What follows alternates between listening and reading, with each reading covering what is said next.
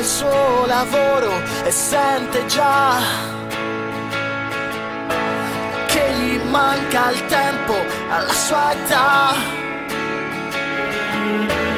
Lui con le sue storie complicate,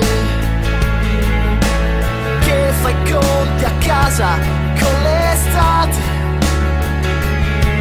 E piove, chi se l'aspettava, il cielo esplode. Lui che è vuoto come la città e un riparo non ce l'ha. Lui che piange smetterà e che aspetta ancora, ancora spera, cosa non si sa.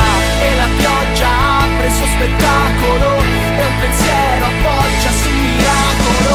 È passato il tempo di sentirsi solo e dall'alto scoppia l'applauso del cielo. E la pioggia apre il suo spettacolo e un pensiero appoggia sul miracolo.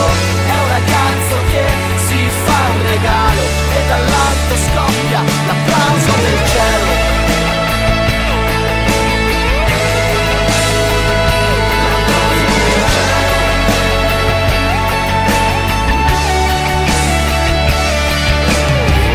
L'ombrello non lo usa mai e non copre i vizi e le bugie. Lei che fa fatica a ritornare da una mamma che non sa ascoltare. E piove, chi se l'aspettava, il cielo esplode. Lei che è bella come la città e in silenzio se ne va. Lei lo guarda e se ne va. Lui si accorge appena la indovina, non la rivedrà. E la pioggia apre il suo spettacolo e un pensiero appoggia sul miracolo.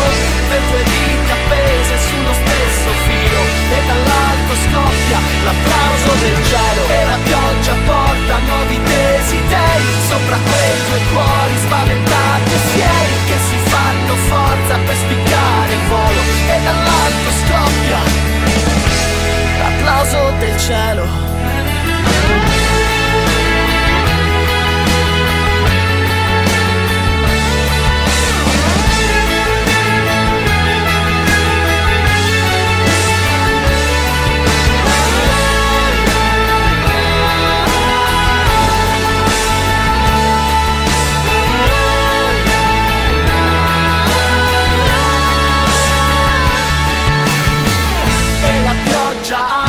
Spettacolo e un pensiero appoggia sul miracolo.